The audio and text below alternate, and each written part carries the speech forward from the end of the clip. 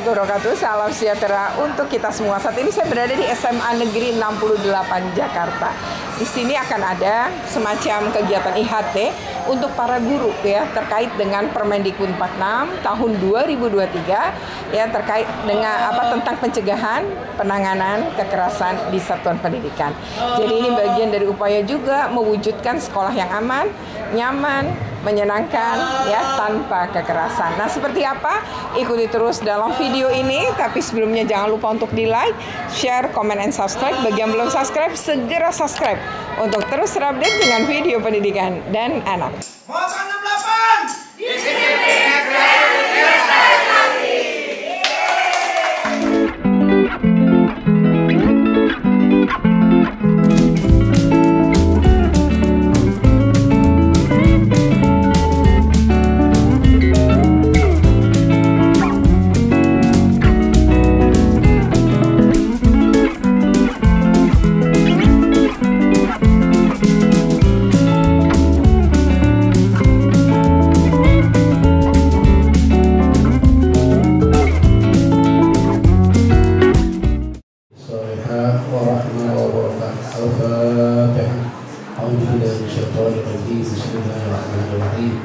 Alhamdulillah Rabbil Alamin Ar-Rahmanir Rahim Maliki Yawmiddin Iyyaka na'budu wa iyyaka nasta'in ihdinas siratal mustaqim siratal ladzina an'amta 'alaihim ghairil maghdubi 'alaihim waladdallin.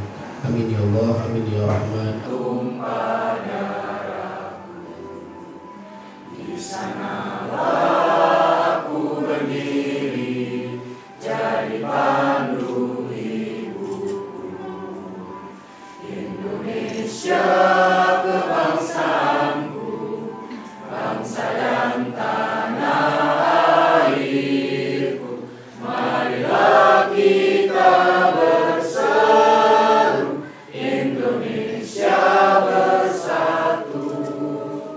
Dan tak kalah pentingnya, wabil khusus narasumber kita yang sudah hadir saat ini di ruangan ini, semoga Bu Retno kali ini bisa menuangkan ilmunya ke kami di sini. Dan teman-teman semua, kosongkan semua yang ada di gelas Bapak Ibu semua. Kalau gelasnya sudah kosong, tuangkan. Bu Retno gampang menuangkan air yang masuk ke gelas kita. Bapak Ibu jangan sungkan, habiskan semua air yang ada pada Bu Retno, supaya kita juga bisa mendapatkan ilmu yang maksimal dari beliau. Nah, tim PPK dan nanti tahun 2024 Kemendikbud akan melakukan BIMTEK ya untuk tim PPK maupun tim Satgas di pemerintah kabupaten kota maupun provinsi. Nah, saya sendiri memang terlibat tidak sebagai narasumber nasional pada tim Kemendikbud Ristek di sejumlah daerah. Nah, Bapak Ibu, kita tadi saya senang bahwa sudah mulai mengenal 3 dosa besar. Ya, awalnya tuh di berbagai daerah luar biasa ya pertentangannya dengan mengatakan apa sih 3 dosa besar, terus apa sih salah kami dan lain-lain, padahal nggak ada yang nyalahin gitu. Bahwa ini ada sebuah fakta, terjadi 3 dosa besar. Kenapa udah dosa terus besar lagi ya, gitu ya, sehingga memberikan efek kejut gitu. Dan itu digunakan oleh Menteri Nadiem pertama kali ketika dia mengemukakan emang ada 3, yaitu perundungan, kekerasan seksual, dan intoleransi. Nah, dari 3 dosa besar ini, karena terjadi tingginya pertentangan pada saat kami melakukan sosialisasi, Menteri akhirnya mendatangi MUI. Jadi kita datang untuk memberikan fatwa, ini boleh nggak sih digunakan sebenarnya dalam Islam, karena banyak yang mengatakan bahwa 3 dosa besar itu diantaranya adalah yang tak terampuni, menyekutukan Tuhan. Nah, pada saat itu kemudian kita paparan apa yang kemudian melatar belakangi kata-kata itu. Dan ternyata MUI mengatakan tidak ada masalah, memang tidak boleh dilakukan, maka layak untuk dikatakan seperti itu. Dan disepakati, kemudian NU Muhammadiyah pun mengeluarkan pernyataan yang sama. Jadi sebenarnya itu ya tadi istilah 3 dosa besar itu udah cukup lama dipakai, lebih usianya dari Permendikbud ini sendiri. Nah, Bapak Ibu sekalian, saya akan mencoba untuk menyampaikan undangan ya dari Bu Kepala Sekolah. Bu, saya izin berdiri boleh nggak? Oh, oh baik Ibu, terima kasih. Sebentar. Oke. Nah, saya akan coba ya, Bapak Ibu yang next aja. Oke. Nah, Bapak Ibu di tahun 2045 nih kita akan dapat bonus demografi, kita akan dapat istilahnya generasi emas dan lain-lain. Tapi apakah betul seperti ini ya? Kalau memang kayak begini, kita ingin anak-anak didik kita itu menjadi yang seperti apa gitu. Next. Nah, kalau kita menggunakan profil pelajar Pancasila sebenarnya ini, tapi ini sebenarnya baru sebagian kecil yang kita sebut dengan karakter gitu ya. Jadi Kementerian Pendidikan mengungkapkan bahwa beriman, kebinekaan global, bergotong royong, kreatif, bernama kritis dan mandiri. Next. Nah, tapi kita bisa nggak ngelakuin ini ketika kekerasan itu terus terjadi di sekolah? Sebenarnya kekerasan itu tidak selalu dilakukan oleh guru kepada murid, enggak. Kalau secara data malah tidak sebanyak itu. Yang paling banyak dilakukan itu justru murid dengan murid. Sebenarnya itu angkanya cukup tinggi. Jadi ada bully, ada kekerasan seksual dan intoleransi. Next. Nah, apakah anak sudah aman di sekolah? Mari kita cek berdasarkan data. Lanjut. Nah, Bapak Ibu, data Simponi KPPA itu mengungkapkan dari 806 kasus pada tahun 2022 ternyata yang 376 pelaku memang punya hubungan dengan korban sebagai guru dengan murid. Lanjut. Nah, temuan Survei Nasional Indonesia sendiri terkait dengan pengalaman hidup anak Indonesia tahun 2021 yang dilakukan oleh Kementerian Pemberdayaan Perlindungan Anak. Next, kita lihat hasilnya.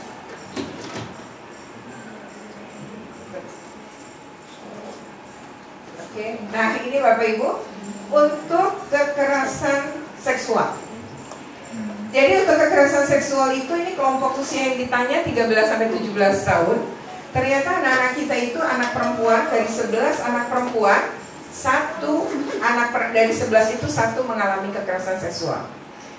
Dari 17 anak laki-laki, satu mengalami. Artinya anak laki-laki maupun perempuan sebenarnya pada situasi yang sama-sama rentan ya. Lanjut. Nah, bagaimana dengan kekerasan emosional atau psikis? Nah, ini seringkali kita verbal ya, kata-kata verbal. Misalnya saja ada sekolah yang anaknya itu mereka membagi gitu, jadi ada bilingual sama enggak. Lalu satu hari anak ini presentasi dan nggak ngerti kata different, jadi dia sulit mengucapkan kata itu. Apa ya kalau perbedaan itu? Lalu gurunya di depan anak-anak yang lain bilang gini, kok kamu bisa masuk bilingual gitu? Itu di hadapan anak yang lain dan itu memukul dia. Besoknya dia nggak mau sekolah. Jadi kita juga kadang-kadang menganggap gitu aja kok, marah gitu ya. Padahal setiap orang kan berbeda dalam menanggapi gitu ya. Nah, kita lihat kekerasan emosional. Ternyata 5 dari anak perempuan mengalami kekerasan emosional. Jadi 5 itu 3 ngalamin. Kalau anak laki-laki lebih banyak, 2 dari 1. Jadi tiap 2 anak 1 ngalamin, berarti lebih banyak. Nah, kenapa kekerasan emosional ini ada? Karena anak laki-laki ini menahan, sebenarnya gini ya, kita bisa tahu dia itu mengalami kekerasan psikis adalah dampak psikisnya terlihat. Nah, kenapa anak-anak ini kemudian yang laki-laki itu kok jauh lebih banyak? Karena laki-laki itu di Indonesia ada budaya nggak boleh nangis. Jadi anak laki-laki jangan nangis. Padahal air mata tuh diciptakan Tuhan ya untuk menstabilkan emosi kita. Jadi ketika kita menangis, coba Bapak Ibu ingat, kita dalam kondisi sedih, nangis sampai mata kita bengkak gitu ya, muka kita seperti bantal kata orang, terus kan kepala kita pasti pusing ya. Nah, ketika kita pusing, kita biasanya apa? Ngantuk. Ketika ngantuk dan pusing itu kita tertidur. Bangun tidur, ringan perasaan kita. Memang permasalahan kita belum kelar, tapi setidaknya setengah perasaan kita jauh lebih baik. Sehingga kita bisa berpikir logis kemudian, apa yang harus aku lakukan ya gitu. Itu bisa terjadi. Nah, ketika dilarang menangis, nah di sini kondisi psikisnya menjadi terganggu. Jadi seharusnya dari kecil anak laki-laki kita biarkanlah untuk berekspresi. Menangis tuh alami. Bahkan Tuhan ciptakan, kenapa nggak kita pakai gitu. Jadi Tuhan tuh udah demikian bagus sekali untuk mengendalikan emosi manusia. Tapi kita kadang begitu, kayak anak kecil nangis, masih kecil ya, terus dengan segala cara kita mendiamkan. Padahal anak itu kalau dari kecil dibiasakan mengelola emosi dengan tantrum, dia ngamuk, dia nangis, dia marah, biarkan. Nanti udah gede dia mampu akan terus belajar untuk mengelola. Nah, di kita baru tantrumnya gede. kecil udah sering kita cegah untuk tantrum, padahal tantrum itu manusiawi gitu. Nah jadi anak-anak kita yang kemudian Bapak Ibu sekarang ajarkan, bisa jadi punya masalah adalah yang menahan, yang ya emosi sejak dari masih kecil. Ya itu akan berdampak. Lanjut, Nah kekerasan fisik nih sekarang. Kekerasan fisik itu kalau anak perempuan ya itu 5 dari, jadi setiap satu anak perempuan ya dari 5 itu 1 ngalami. Tapi kalau anak laki-laki 3 dari 1, jadi jauh lebih tinggi.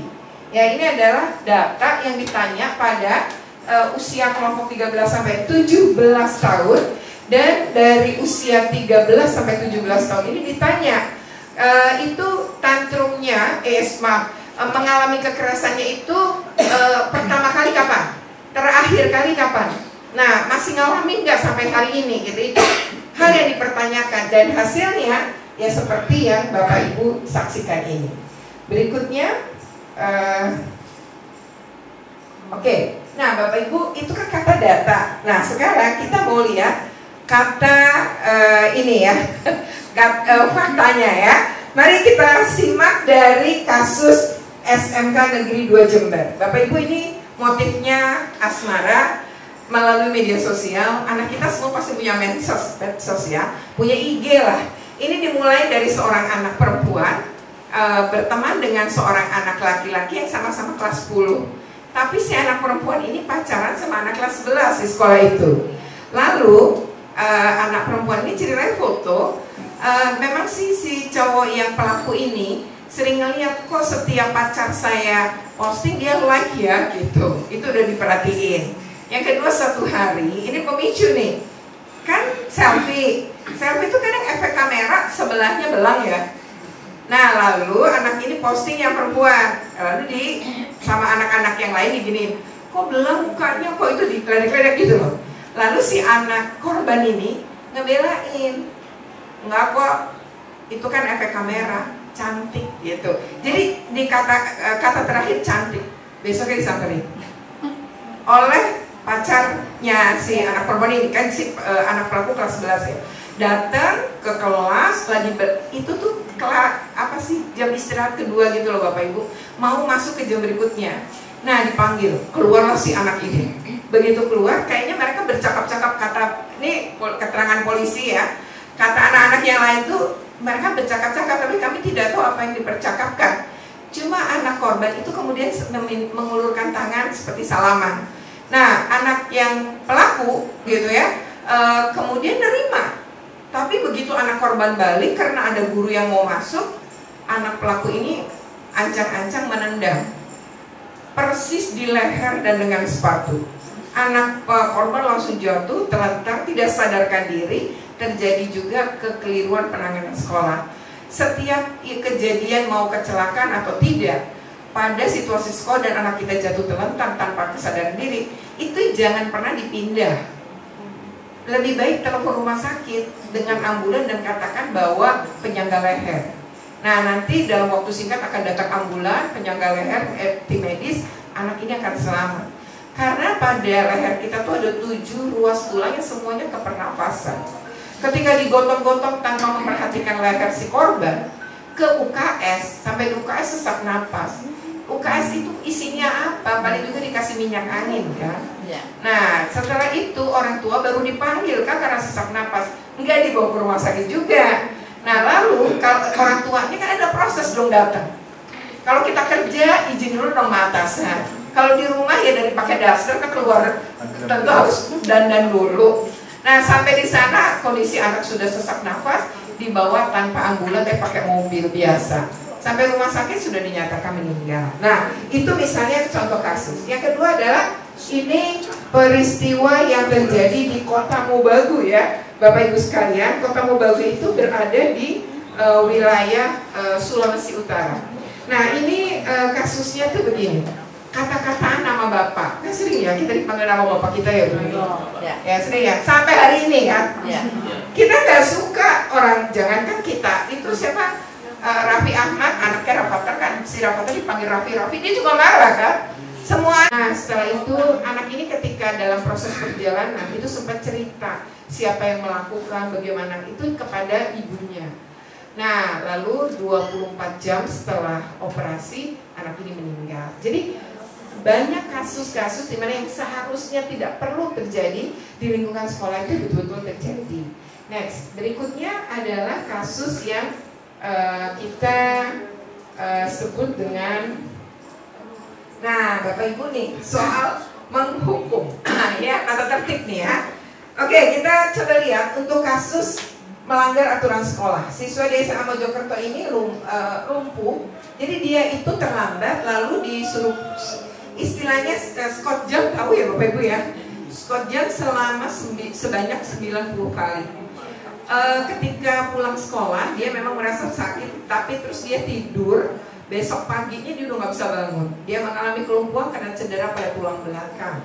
Begitupun anak usia 8 tahun disuruh push up, mengalami hal yang sama, kelumpuhan esok harinya. Kemudian, nah yang di sini di Manado, ini sekolah swasta, itu anak terlambat itu disuruh lari putar lapangan. Nah 20 kali disuruhnya, putaran yang keempat anak ini jatuh, langsung dibawa ke rumah sakit. Dalam perjalanan anak ini meninggal. Ternyata dia mengalami, dia punya penyakit jantung, tapi dia sendiri nggak nyadari, keluarga juga nggak nyadari. Jadi ketika udah deg-degan, telah gitu, begitu nyampe suruh lari, itu kondisi jantungnya jadi bekerja lebih kencang sehingga anak ini kemudian meninggal dunia. Nah ini adalah hukuman-hukuman fisik yang saya juga heran. Ketika penanganan ini, saya bertanya anak-anak ini memang kok bisa sampai 90 kali? Oh enggak, awalnya sih enggak sebanyak itu, tapi ditambah karena yang terlambat makin banyak. Nah pertanyaan saya adalah, sama nih seperti kasus ini, oh dulu sih cuma 4 kali, tapi karena banyak ditambahin terus sampai 20. Terus yang terlambat makin banyak, kan berarti nggak efektif ya. Nah pertanyaan saya gini, bagaimana Bapak Ibu berharap sesuatu yang berbeda dengan melakukan sesuatu yang sama? Jadi kita melakukan sesuatu yang sama terus kita pengen hasil yang berbeda gitu. Kan harusnya dievaluasi, berarti itu tidak efektif atau itu keliru melakukannya. Ini nggak ada, ditambah yang ada gitu. Nah mungkin kita juga melakukan hal-hal seperti itu bisa jadi kan. Next, berikutnya adalah nah ini guru di SMK di Garut itu menampar murid karena merokok gitu ya di kelas.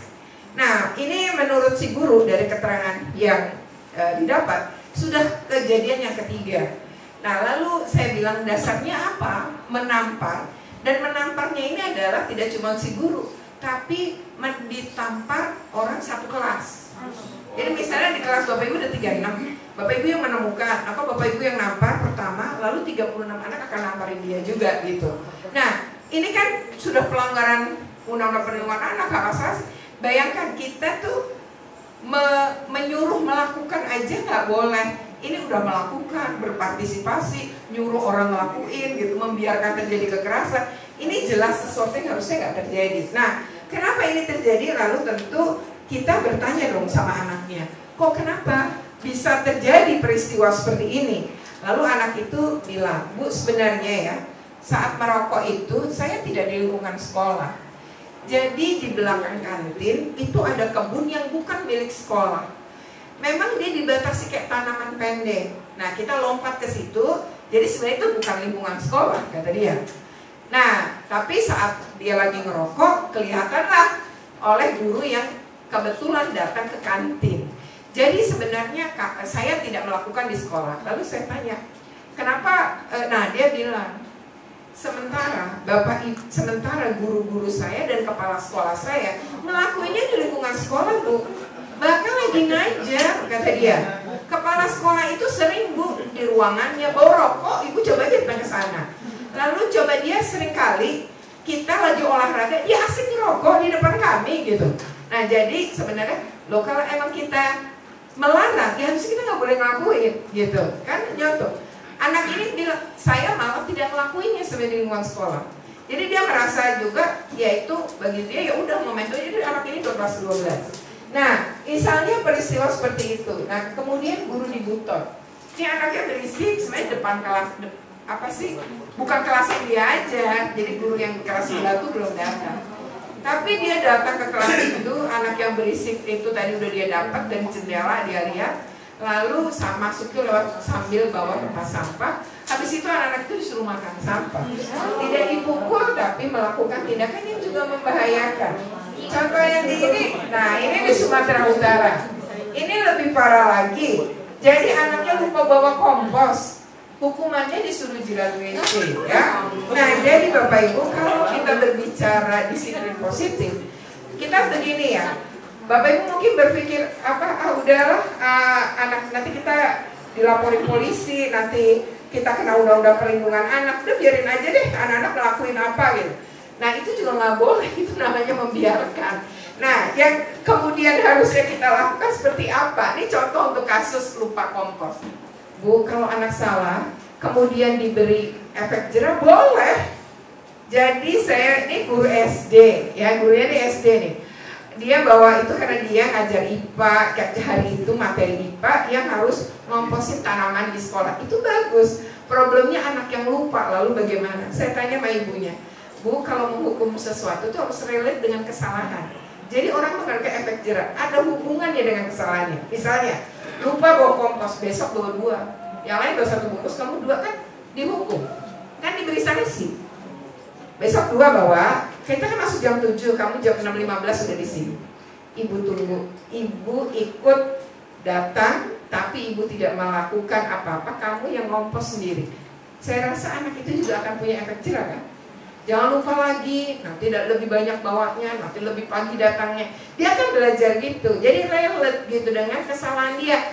Nah sekarang apa hubungannya terlambat lalu disuruh push up, terlambat lalu disuruh lari, terlambat lalu nggak ada hubungannya. Lalu bagaimana cara mencari hubungan kalau anak terlambat? Anak terlambat tuh pasti punya masalah, bukan sengaja terlambat sebenarnya. Bisa jadi dia bangun kesiangan karena dia sulit tidur karena cemas. Kecemasan secara psikis itu membuat dia sulit tidur, baru tidur jam 3 bangun kesiangan lalu datang. Yang harusnya kita tanyakan, kita gali adalah kenapa terlambat? Lalu kenapa, punya masalah apa? Jadi sumber masalahnya diselesaikan, bukan dihukum terus-terusan. Dia akan terlambat terus, orang dia lagi punya masalah. Masalahnya kan nggak diselesaikan, sepanjang nggak selesai, ya dia akan terus tidak bisa tidur dan akan terus terlambat. Atau misalnya main game sampai malam, oh ini nyaris bisa kecanduan, kan koordinasi dong dengan orang tua. Ini gimana? Apakah wifi dimatikan pada jam berapa? Coba buat ini aturan di rumah dan lain-lain. Begitu kan cara nyelesainnya kan? Bukan dengan nyuruh lari, nyuruh push up gitu ya. Next, berikutnya adalah ini. Nah, Bapak Ibu, kita berbicara sekarang tentang kekerasan seksual.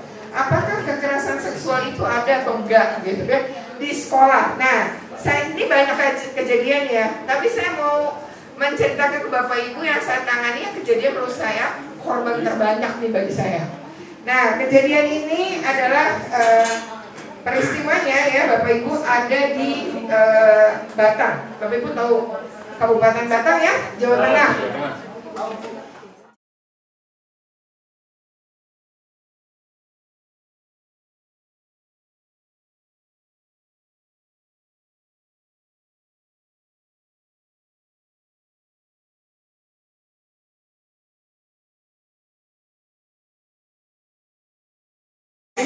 Jadi kalau saya mau tanya bagaimana penanganan anak untuk anak inklusi dan anak yang maksudnya dalam kategori anak yang siswa-siswi seperti biasa normal.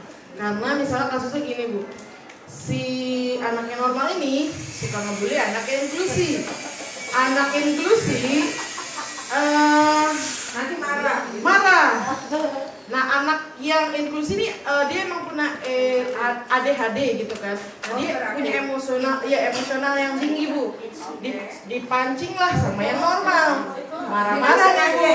Hah? Mancingnya dengan Iya, udah punya emosi, dipancing lah, suka ngeledek, ngebully gitu lah Bu. Ngebully di kelas. Akhirnya si anak ini marah nih. Nah marah yang pertama, anak ini pertama ditabok. Iya, jadi memang sampai melukai temannya Bu. Bahkan sampai ada yang memar kepalanya. Gitu. Nah itu bagaimana pemerintah menanggapi hal itu Bu? Gitu. Kalau terjadi yang melakukan itu bukan anak yang normal, anak yang inklusi. Saya mau tanyakan kaitan sama anak inklusi. Ada salah satu anak inklusi yang dia merasa juga dibully di kelas lain.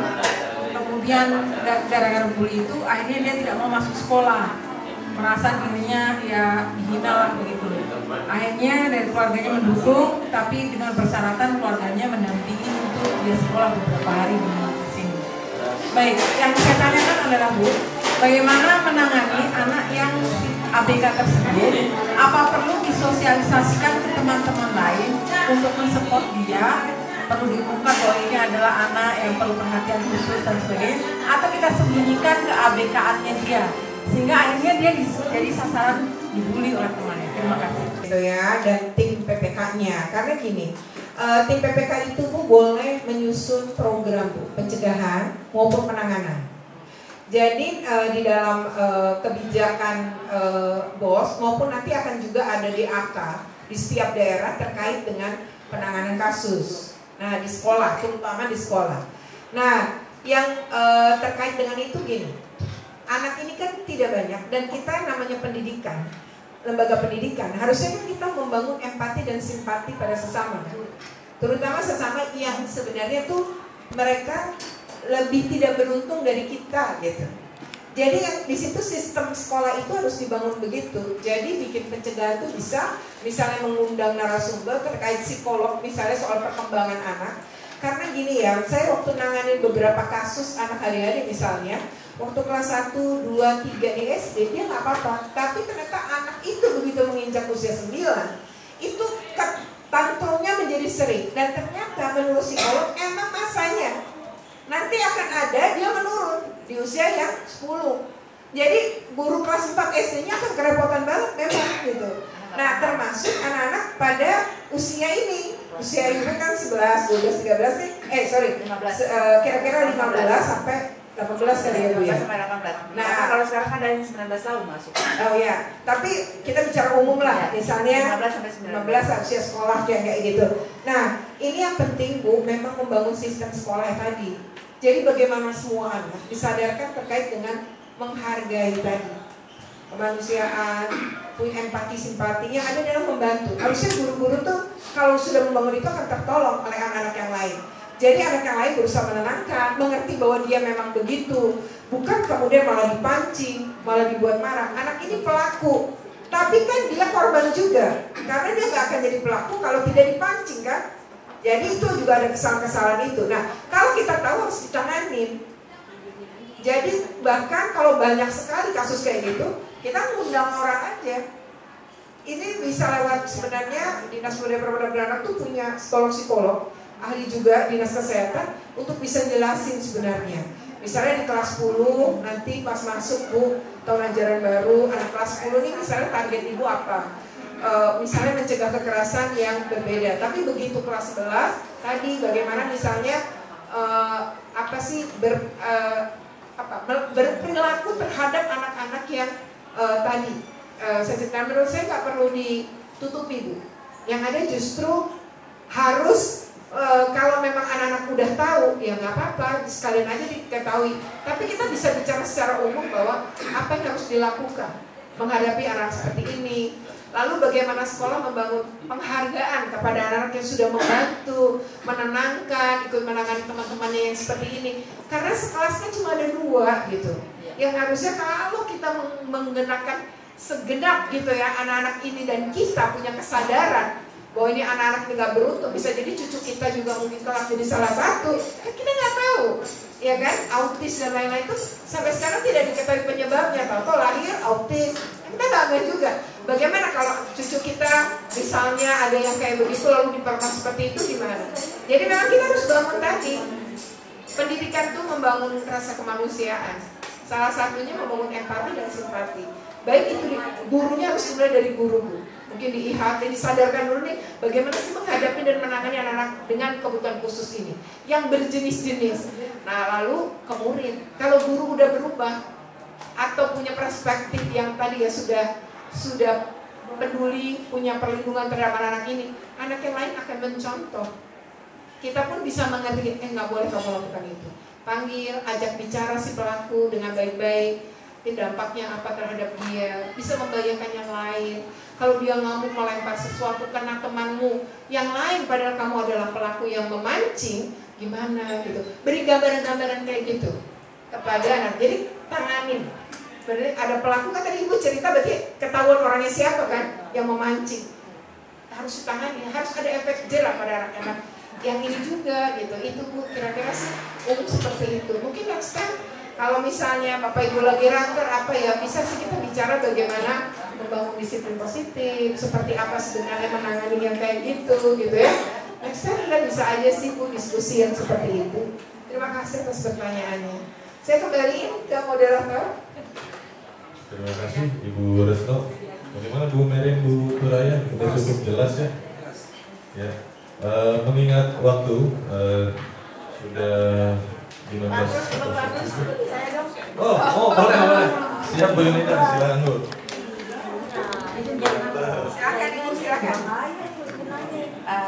Saya sedikit minta solusi. Ini nggak masuk suaranya ya? Masuk Bu. Masuk, oh, oke. Yang pasti seandainya saya menemukan ya ada peserta didik kami masuk lewat jalur zonasi, tapi ternyata Berkebutuhan khusus. Ya, berkebutuhan khusus, dan orang tuanya tidak mengakui anaknya berkebutuhan khusus. Maksudnya orang tuanya menolak bahwa anaknya tidak berkebutuhan khusus menurut dia. Menurut dia. Padahal faktanya kalau kita lihat kepada teman-teman guru, kemudian pada teman-temannya di kelas, agar teman-temannya bisa mengerti bahwa anak ini memang perlu perhatian khusus. Dan itu orang tuanya tidak terima. Bagaimana caranya? Oke. Terima kasih. Bang moderator, ini langsung gimana Pak? Kan udah bicara lagi ya ini. Siap Bapak Ibu. Baik kan, pertama Bu, kalau kejadian seperti ini kami juga nih di memang sih beberapa dinas waktu rapat juga ada Bu yang kasus-kasus kayak gitu. Yang masuk dia lewat jalur itu, jadi akhirnya anak inklusinya lebih dari dua kan gitu ya Bu ya. Nah itu juga memang ditemukan di beberapa, dan lebih parah adalah tunanetra, sehingga tidak ada huruf braille, tidak ada, itu juga lebih menyulitkan lagi. Itu ada juga SMA lagi Bu, yang anak itu SMA. Nah ini emang kalau beberapa kasus begitu, pertama memang dinasnya harus punya juga SOP ya. Kalau menemukan begitu bagaimana? Dan itu bukan kewenangan ibu ya, sebagai kewenangan kita ya Bu ya, tapi memang bagian di atas untuk kebijakannya gimana nih SOP-nya. Nah yang kedua, kalau ibu sudah terlanjur menerima nih ya, dalam situasi tidak ada SOP dan lain-lain kan. Nah mau nggak mau kan diterima, tapi orang tua tidak mengakui sebenarnya itu, ya tidak mengakui kalau anaknya dianggap berkebutuhan khusus. Nah di sini Bu, kita sebenarnya dengan adanya permen itu udah beruntung. Ini otomatis pemerintah daerah itu wajib membantu dalam hal ini. Nah bisa konsultasi langsung ke dinas pemadaan perlindungan anak, atau bisa PPA. Kami itu nanti bisa saya kasih juga nomor kontaknya langsung. Penanganannya sebenarnya gini, orang tuanya Bu, nanti pihak dinasnya, dinas PPA-nya akan kunjungan ke orang tua, visit untuk ajak bicara. Dan yang ajak bicara kan psikolog mereka. Artinya kita ngerujuk aja. Nanti saya kasih kontaknya, karena bagaimanapun anak ini kasihan jadinya. Oke ya, demikian video ini semoga bermanfaat. Jika bermanfaat, jangan lupa ya untuk di like, share, komen, dan subscribe. Bagi yang belum subscribe, segera subscribe untuk terus terupdate dengan video-video tentang pendidikan dan anak. Ya semoga ini ya apa yang dilakukan oleh SMA Negeri 68 ini juga akan dilakukan oleh sekolah-sekolah ya, untuk menciptakan sekolah yang aman, nyaman, menyenangkan tanpa kekerasan.